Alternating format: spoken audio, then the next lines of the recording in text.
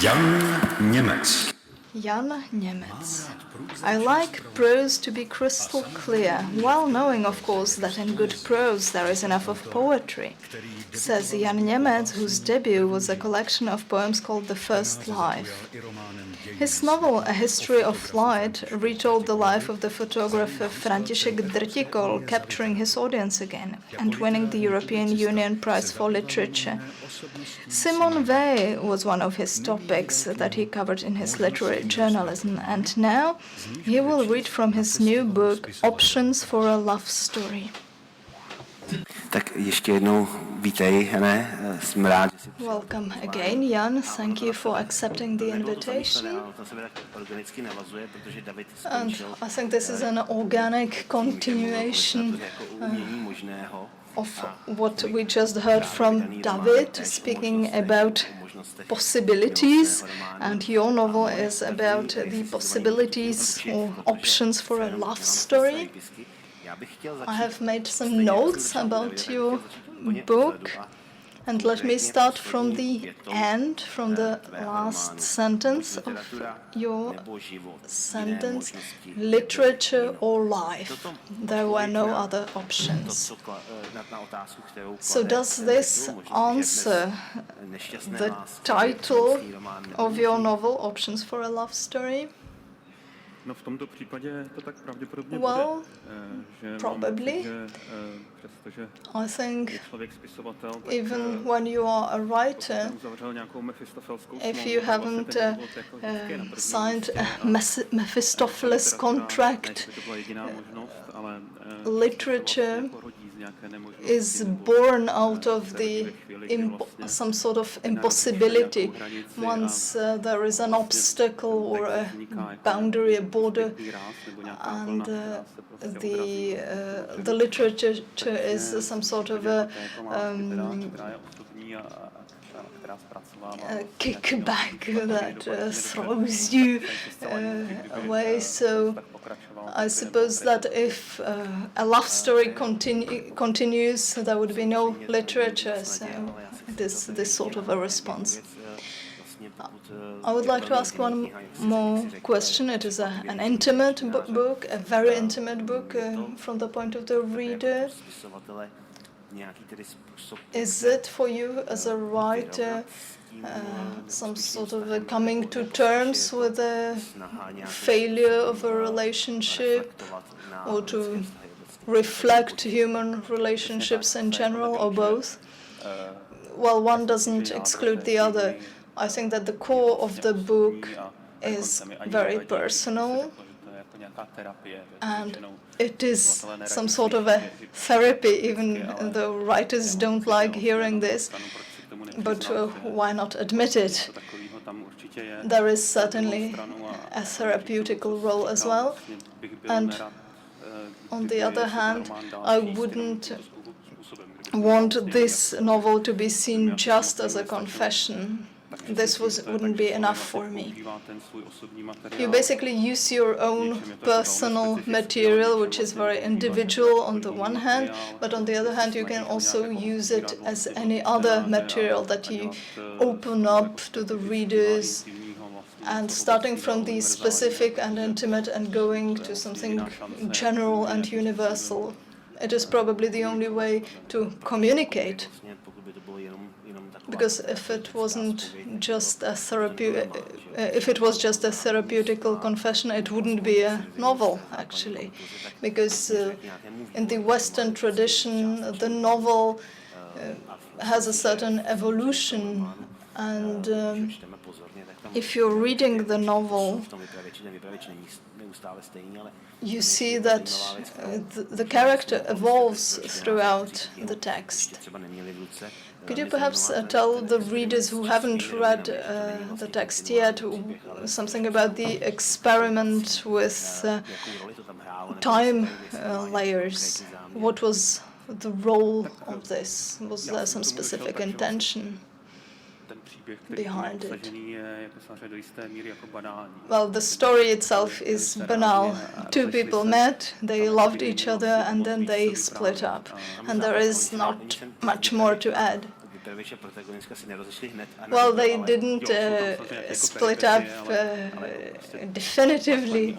Well, of course, there are some plot twists, but this is the main axis.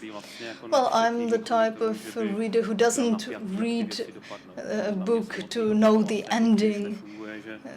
This is not something that works for me in a book. When I read a book, what I like is that the author shows the world through his own prism, through his own eyes.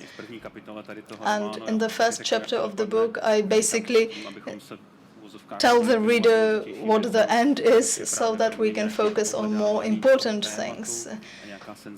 A certain analysis of the topic using my own sensitivity. So there are various layers that are there at the same time, including the end of the story. And I'm jumping from one to another because the unity of the topics is more important for me than the narrative evolution. Also, one more thing that I found interesting. Well, we could see a parallel with Dante there, with his love story.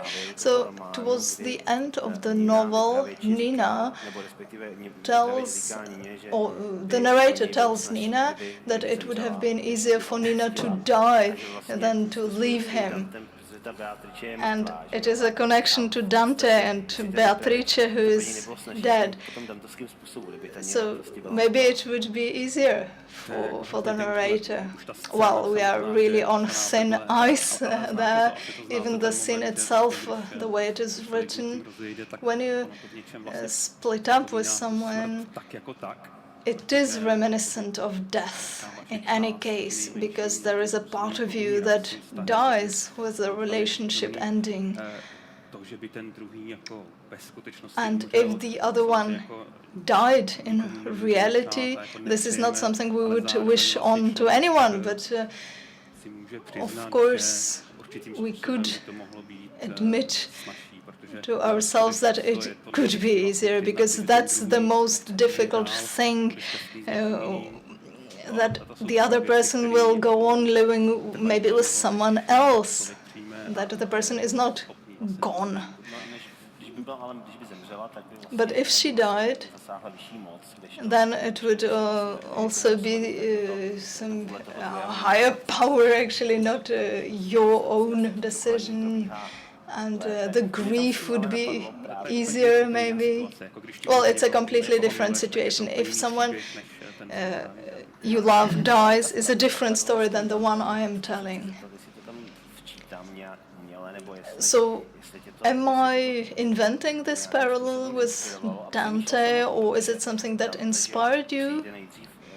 Because Dante goes through hell, and then he accompanies Beatrice, etc. And Virgil is his guide as our colleague poet. And so you quote quite a lot of other authors, writers, thinkers, and then there is Nina as Beatrice. But I don't think that actually the narrator reached paradise, that he somehow rather ended up in the purgatory. Well, Virgil is present to some degree in a modern version. Well, maybe we didn't mention that the book is very reflexive about the writing of the novel itself. So there is a chapter where we meet in Rome with Nina, and I was trying to write it in a natural way, when you reminisce something that happened, and it felt it didn't feel very earnest, really, when I was reading it. Of course, today you can open Google Maps, you can take the little man, put him on the street and to look into the streets, and you can actually see everything through the eyes of this little man. So this reminded me of Virgil as a guide. So there is this reference. But of course, Dante's situation and mine are not comparable. If I remember, Dante saw Beatrice once when she was 12, so she was very much idealized, while here we had 7 years of everyday life together. You also give a voice to Nina, but the narrator is actually checking this voice at the same time. So it is quite an open confession, but still Nina's voice is authored by the narrator. Well, you are writing a love story, but at the same time you realize that you are basically going through some signs left in the ashes, because the most important is not left there anymore, that the second person is not there anymore. So you can use any literary means to simulate the other person. So Nina does get a voice, but still it is more of a diabolical game, because you simply realize that it's a theater, that it's playing out, that it's not real. And that's a question whether it is enough for us to play this literary theater. Well, it is a certain satisfaction, but if it is a personal matter, this confrontation between literature and reality is constantly something that is chasing you. Well, it's also a moral problem, perhaps, because when you're writing, you are realizing the power of the word. Because Nina, who doesn't have a real voice, she's helpless. There is a great disproportion between the narrator, who has his own voice, and Nina, who is described as a subject, as an object rather, and never gets her own true voice. Well, probably she won't write her own voice. And of course, this is a power play, because the other person has no possibility, no right to comment. You are constructing a public picture of someone who is actually hidden to a certain degree, because of course Nina is not her real name, but well, the question remains. And what's your take on that, your responsibility towards yourself, towards the truth, in terms of the power that you have as an author?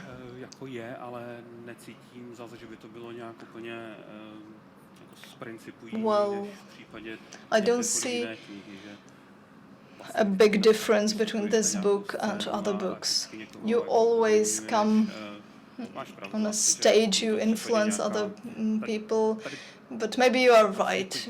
Maybe it is slightly different here, because you have to look at the correspondence of the text towards what you experienced in your life.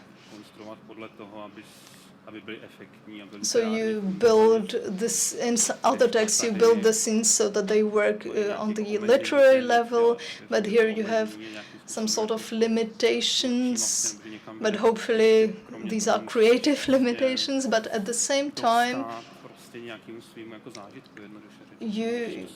you have to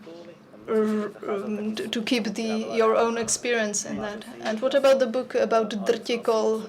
You didn't know this reality personally. Was it different? Well, it is different because you activate completely different parts of your imagination. You go to a lot of museums, you look at pictures, you filter that reality. You don't want to make things up, but you don't have this reality check. You know Drtikol's life in general, but you have to recreate his everyday life because otherwise you won't be able to be true to this, because this is something that gets lost as the first thing in history. You don't know whether on that day the sun was shining, what he ate for breakfast, etc. So you have some sort of an imprint in you that you recreate in your text, and this was the way I chose. But of course, in your own memory, some things also tend to get lost. Yes, that's true. This is also a reflection on how memory works. Maybe I remember 1 or 2% of what other people told you, but you remember very well the emotions, the mood. But you are right, it's like a balloon that gets deflated, and you have to inflate it again with the prose so that it can rise. And actually you remember everything in small anecdotes. You don't remember a continuum, but rather small anecdotes that you have to put together to create the whole narrative.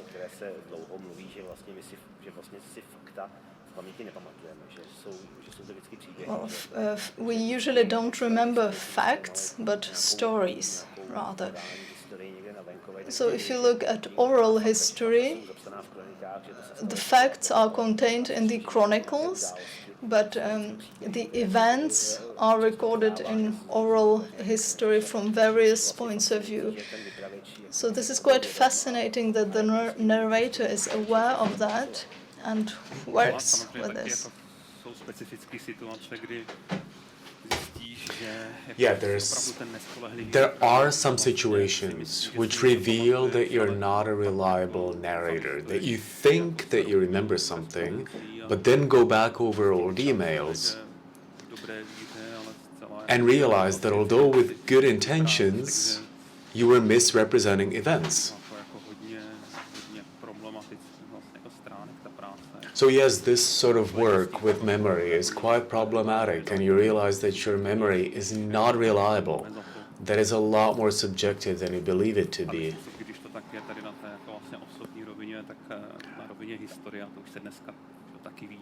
Both personally and in terms of history. Classical representation of history has been criticized for the same thing. I'll have another question, if I may. You spoke about how you reconstructed the story backwards. Was it a struggle? Did you struggle with how intimate the story was going to be? What to leave out, what to put in? Did you set any boundaries before you started writing? Well, definitely not before I started writing. Right at the beginning, you feel like you're not going to be able to write anything. You're simply in the process of writing. And you realize that you're writing about yourself. You're writing about things that you usually don't talk about publicly, not even with friends, perhaps. So the boundary is being shifted step by step. In a way, you talk yourself into it. You say, oh, well, all right, I'm just typing it on my computer, I can always delete it. And then you try it out, and things sort of work their way into the text. So did you delete? Well, of course I deleted. Most people who write spend most of their time deleting, but I didn't delete because I felt I overstepped my boundary. I deleted for editing's sake. Perhaps a lot of intimate things fell by the wayside, not because I would not want them there, but because I thought they were superfluous. As a literary historian,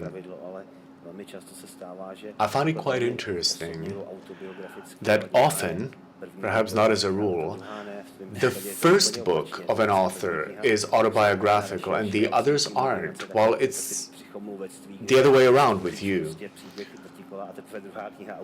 Your first book is basically ventriloquism. You're using your voice to express triticals, while here you're much more personal. These two things are very different. I'm not sure what I'm going to write next. I'm not sure that I'm going to write what I think I'm going to write. But if I do, it's going to be a very realistic novel about our society. Options for a love story. That sounds like an exploration. It sounds like you're going to explore the options for a love story. Did that exploration yield any literary outcomes for you? Did you learn something that you hadn't known before you started writing it? Well, I hope so. Definitely. And that's why it's... I'm glad that I went through this. The writing process was very different than I used in A History of Light. So in a way, it gave me a different view of literature. Even if you just glance through the book, you'll see that the structure is fragmented, while The History of Light was linear. I like books that have this mosaic-like structure myself as a reader. And I think that books can work as topics, even though they're composed of chapters that are very different, formally and strategically. Back onto imagination, because David brought it up. He said that he believes in imagination. I believe in imagination 100%. I don't think these things contradict each other. I enjoy writing novels that are pure fiction, but at the same time I feel that I'm not the kind of writer who would want to write the same book his entire life in different iterations. I want to try out different types of writing for size. So you have to reach into different places within yourself. So I don't really feel this need to swear by one method. Thank you very much. Would you mind reading an excerpt from this novel, Options for a Love Story? Was published by a host. Okay, I'm going to read a short chapter which is called A World Opened to Scrutiny. It's toward the beginning of the book, and it's trying to basically justify why you would want to write a book like this one. What's actually still left that remains unknown? I'm sitting on the bench on which I always used to wait for you, killing time trying to find something only I could talk about. It feels nice having the sunlight landing on my face, but this isn't a weather thing. The weather matches the forecast and meteorological model, so there's no need to describe it. People are crisscrossing the square in every direction. The square I might try to capture, but it's already been captured on land registry maps, photos, inside cameras, and even in its mutations through time. I might describe the frontages of the surrounding houses, but visualizations of them already exists, and architectural plans and a lot of technical drawings showing which way the utilities go. Behind my back there's a dog barking. Someone's just tied him up there for a moment. A spot of nature, you might call it. But in the past 12 months alone, there have been 600 dissertations about dogs worldwide and roughly 5,000 specialist articles published. less said the better of the child next to the fountain. Its dear little face is actually a battleground of experts, pediatricians, developmental psychologists, educators, dietologists, lawyers, and education advisors who tap their knowledge into the child's body through the carbon papers of its parents. And all that is just the old world, that body of matter that Tree Trump recently lost beneath a blanket of digital lichen. I might say something about people, sure, but in their pockets they've all got a smartphone that says quite enough about them as it is, broadcasting their exact location to several apps at once, which then use algorithms to match that to other data, such as the leisure interests and sexual preferences of subscribers using the same dating website. There's on all of us an overwhelming mass of data that we can't access. At best, we may have vaguely assented to its being gathered and processed, which is anything but vague. It's a frenzy of descriptions. Wherever you look, it's all binary codes, index scripts, and algorithms beavering away, not like that gang of workmen over there, just leaning on their spades and eyeing up girls. The niche of this square has potentially been captured in an exhaustive multidisciplinary study.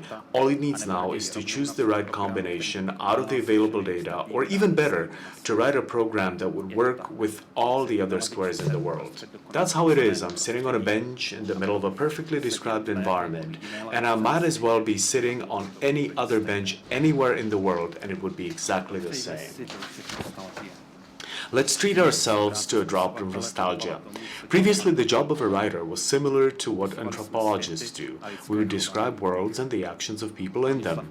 Bronislav Malinovsky, one of the founders of anthropology, would advise his followers on fieldwork to note down anything that might be significant. And writers used to do the same. We'd sit about in corners of coffee houses, gathering observations into our notebooks about the milieu, about everything that was going on and might be of interest, because there's no knowing what might go with what and where it might lead.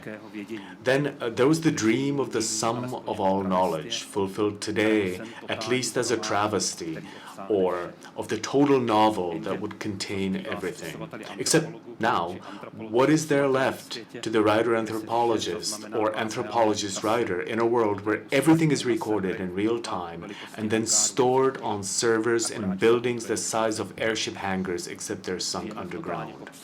We live in a world that's been totally described, displayed in totality, open to scrutiny in its totality.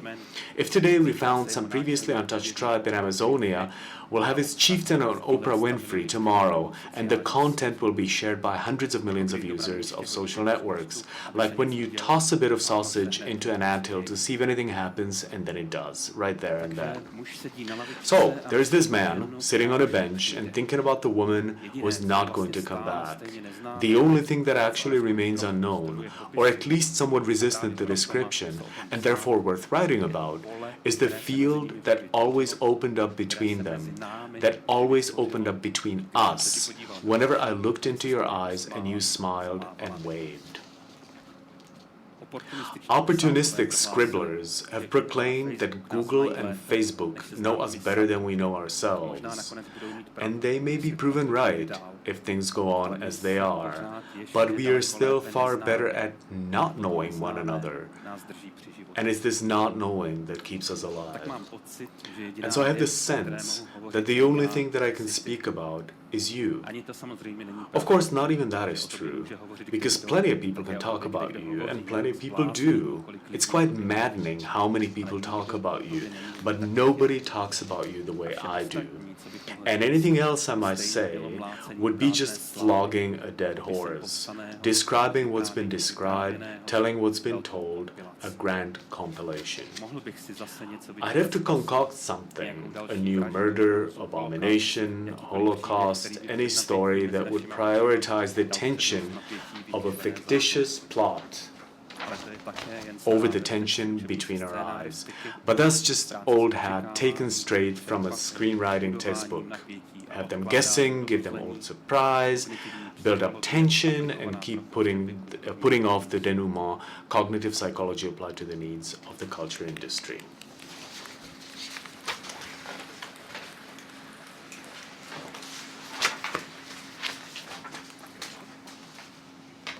That's it?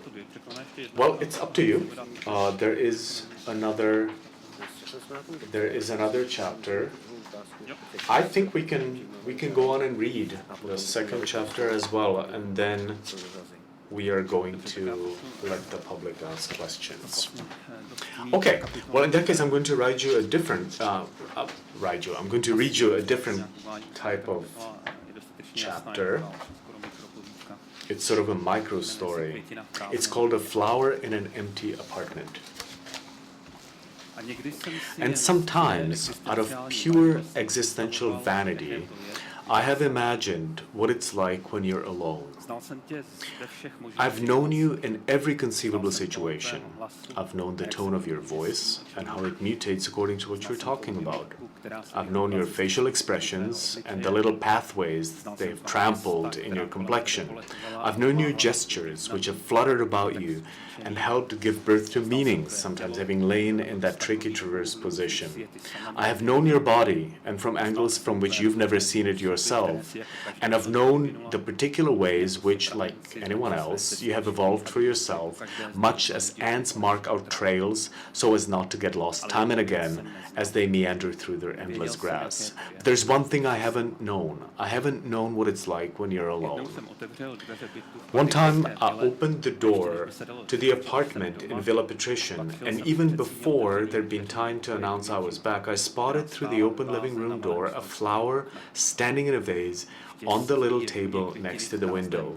Happiness is the scent of a flower in an empty apartment, I realized that instant, and I was loath to step across the threshold, since I knew that with one more step the magic would be destroyed. At least there would be me again, who would catch its scent. Of course, only as long as the flower was there alone. And then I got to wondering, is your aloneness also like that? Someone with a more technical bent might have fitted the apartment with recording devices. About some 3 hours into the recording, a shot from the camera hidden in a pot with a palm tree would show you getting up from the table and pulling your jeans down over your right buttock in front of the wardrobe mirror, turning with a frown to look at the pimple that popped up there. A moment later, another camera set up in the bathroom would show you sniffing my aftershave, and with a rascally smile using it to disinfect the scratch on the right side of your posterior, where a moment before there'd been a tiny reddish hillock. But I was really after something else. I decided to practice on the squirrels in the park.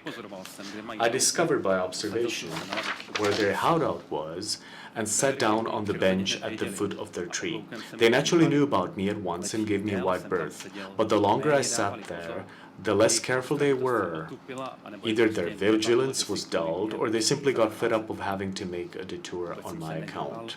I remained stock still, and after a while they grew so used to me that in the end one of them ran under the bench only feet away from my shoes. As a test, it wasn't a complete failure. With a margin to spare, I just about managed not to be there. I knew you were obviously brighter than some gingery squirrel. On the other hand, it might take just a little more patience. One evening I settled into an armchair and pretended to be reading. I turned the chair to face the large French window, so the room was behind me, and I was facing away from it, though I had it all reflected in the window in front of me, and therefore could see what was going on. There was no rush. I decided not to speak to you, so as not to draw attention to myself, and was lucky in that you didn't speak to me either. I picked up a monograph containing reproductions of paintings of Amedeo Modigliani and killed a bit of time just leafing through it. I'd always liked Modigliani's portrayal of women, those elongated faces with complexions in shades of sand, those cheeks of which only the outline survived. After some 20 minutes, I put the book down on my lap and lost myself in the exercise that I'd prepared beforehand. It was simple. I told myself I was going to become a statue. Not only had I stopped moving, but I had trimmed my breathing to be as shallow as possible, thanks to which my pulse slowed down, and finally I put a stop to even my thoughts. It wasn't long before I noticed you were losing all awareness of my presence. In the window glass you were folding the ironing, then you opened the wardrobe to put the things away. And having taken hold of the ironing board to collapse it, you started singing quietly. You'd never ever done that in my presence. Then you calmly crossed the room into the kitchen and put the kettle on. I waited for you to ask me, as you usually do, whether I also wanted some tea, but you said nothing. It looked as if you'd forgotten my presence even sooner than I'd hoped. You pottered about the room till the water started to boil, singing to yourself and dancing a bit, but not the way you sometimes used to dance for me, hopping about like a happy sparrow, or conversely, all sensuous like a queen of the night. No, now you were dancing just for yourself. Just like when a flower gives off a scent inside an empty apartment, I watched your body moving in the glass as if the heat sealed into it. Inside the glass in which the lights in the room behind my back were reflected and mingling with the street lamps and lights in the windows opposite. I began to feel like I'd had enough and could take no more of your aloneness. Nina, I peeped to break the spell, but you went on dancing as if you'd missed hearing me. So I rose from my chair, meaning to take you in my arms, but you passed through my embrace as if I weren't there. I watched you bring the teapot from the kitchen, a damp warmth escaping from its spout, and then settle into the armchair that I had left a moment before. Don't you find it slightly odd that it's facing a different way from usual? You spent a while leafing through the Modigliani's book, and then where I'd left it, and then you whispered something to my reflection, still trapped in the window pane as last evidence of my existence. You whispered something I couldn't catch.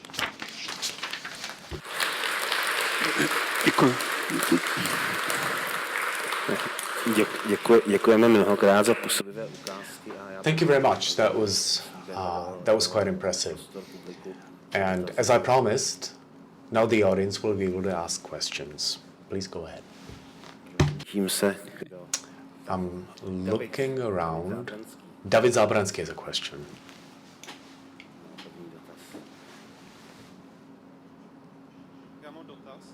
Okay, I have a question. A few days ago, I finished reading your book, and there was a sentence that really struck me, and I wanted to ask you about it. You said that either the art comes from within or it's not art. And I wanted to say whether you follow that in your civilian life as an author presenting your book. Do you not? How am I supposed to understand it? My wife said, I think what he means is this. I thought you meant something different. So that art either comes from within or it's not art. Well, I guess what I meant was that my feeling is that we are surrounded with a lot of texts that are results of intellectual need and stick to an intellectual level. When it comes to essays or opinion journalism, of course, that's completely all right. But I feel that if literature is supposed to be different from opinion journalism in disguise, then it has to transcend the intellect. You have to be able to put in your own emotions, your own experience which is almost always personal. You can cop up to it, you don't have to. You can play act like I did in this novel. So that was my intention behind that sentence.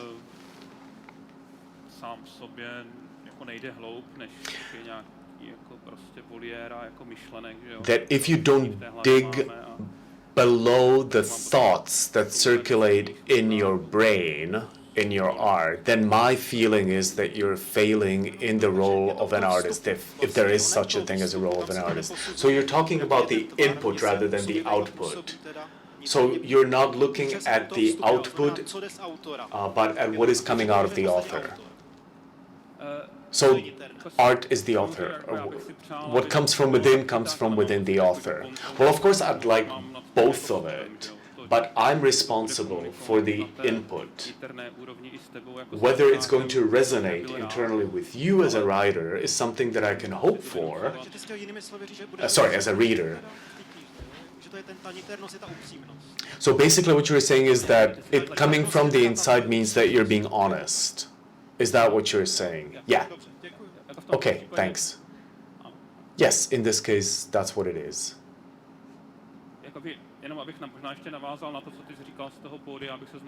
If I could follow up on what you said about fiction and imagination, I have absolutely nothing against fiction and imagination. All I'm saying is that I feel that when you weave fiction in some books, you're staying at the level of your intellect. And of course, that's a legitimate thing to do. But I feel, as I'm aging, that it's not enough for me. Because there's a difference between thinking thoughts and having feelings in your heart or in your gut or wherever else. So it's simply a different thing to weave fiction intellectually and through emotion.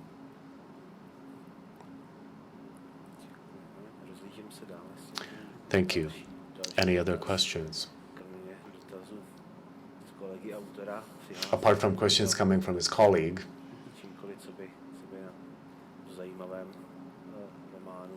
anybody else, any questions about this interesting novel? Or about what Jan Němec said about the nature of art?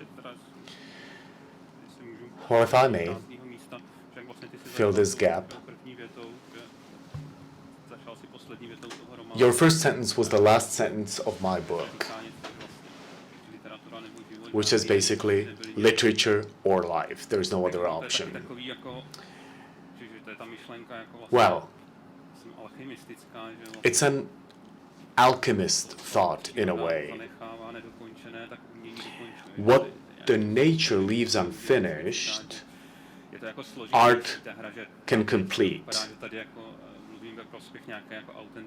It's a lot more complicated than just being authentic. Of course, I'm speaking to the need of being authentic, but I also realize that there's transubstantiation taking place in the book. Taking place in the book, just like it does in alchemy.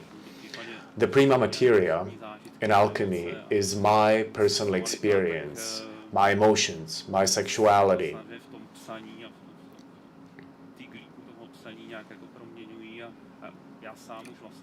And it evolves and transubstantiates through the process of writing.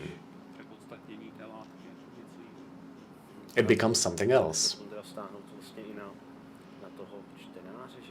Could the same be applied to the reader? That literature is transformative? And this links back to what David Zábranský said about the power of books, whether they're on paper or electronic paper, that he believes in the power of literature. Harold Bloom viewed literature as a Gnostic thing, literature in place of religion. Obviously, I also believe that in a way.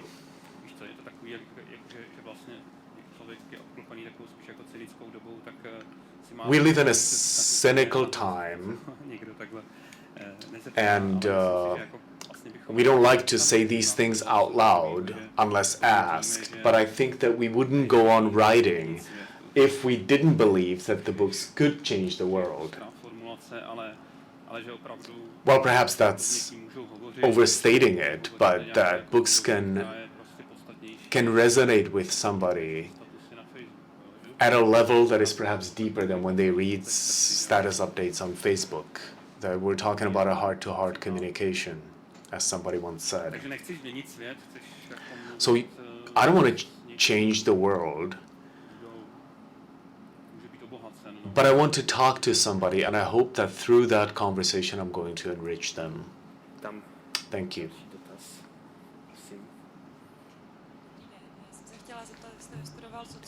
You studied sociology and religious studies. How does that inspire you in your writing? Do you use the methods of the fields that you studied in your writing? Well, I guess some of the stuff that I learned sticks around, but then I turned to literature on purpose because I thought that literature would enable me to express myself in a more comprehensive way than social sciences or religious sciences as a historical field. I didn't feel fulfilled in those fields. If I did feel fulfilled in them, I would probably write very different books now. But some of the competences were left in me. When I wrote this love novel, I did look at Bauman's Liquid Love or Giddens' books on the transformation of relationships. But if Bauman said something significant in that book, then he basically had to stop speaking the language of sociology and start speaking the language of a philosophy that is perhaps more traditional, because the world of today's social sciences tend to be quite reductionist. At least that's how I saw it. So the language that social sciences use seemed quite restrictive, constricting for me. And there was actually a beautiful passage in the book. Yeah, well, it's reflected in the book. That's true. Lady right next. Hello, Ludvík Němec is your father? A long time ago, sometime in the 70s, I wrote his first book, The Loudest Heart in Town, and it was a tragic love story. And I have to say that I was quite struck by it. It's wonderful that you write as well. I was wondering whether you see any common ground between your work and the work of your father. Usually parents try to distance or separate themselves from their parents. I was wondering if there's any common ground. Well, the book is very personal. So in a way, all the answers are already in the book. Not only about sociology, but about my dad, who shows up a few times in the book. If I remember correctly, I say somewhere that there are spiritual relationships between writers rather than relationships of blood.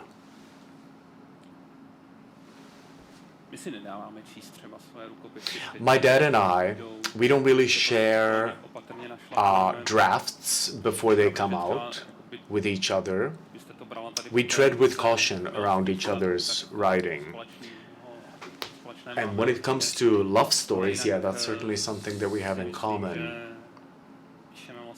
But otherwise, I think we each write a slightly different type of literature, and simply we're in two different places when it comes to that.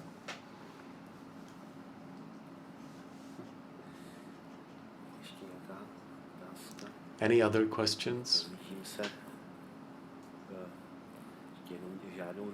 Looking around, failing to see any hands. So thank you very much, Jan Němec. Jan Němec, thank you very much. Thank you for having me. Díky.